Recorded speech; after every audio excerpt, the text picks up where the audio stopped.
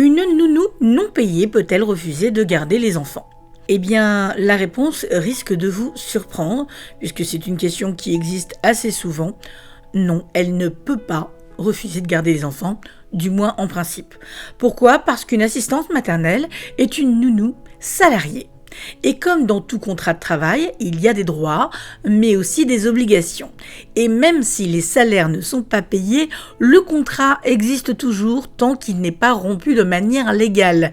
Donc refuser brutalement l'accueil des enfants, sans aucun cadre juridique, peut être considéré comme une faute professionnelle, voire une rupture abusive du contrat.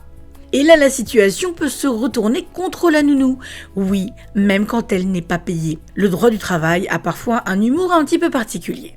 La nounou doit impérativement rompre le contrat par le biais du prud'homme.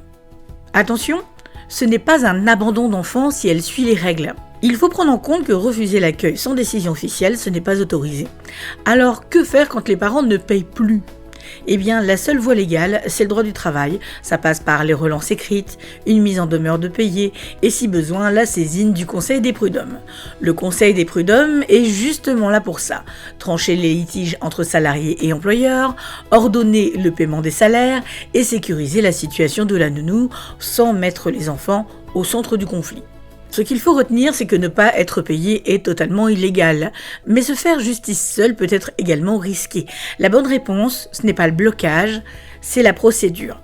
Parce que le droit protège le salaire, mais il protège aussi les enfants et le cadre professionnel. Et dans ce genre de situation, il vaut mieux un courrier recommandé qu'un clash à la porte à 7h42 du matin devant les enfants. Ce sont souvent des situations compliquées pour les nounous, puisque souvent elles laissent 1 mois, 2 mois ou 3 mois aux parents avant de commencer à réagir et la procédure peut être longue. Et pendant ce temps-là, elle doit continuer à garder les enfants.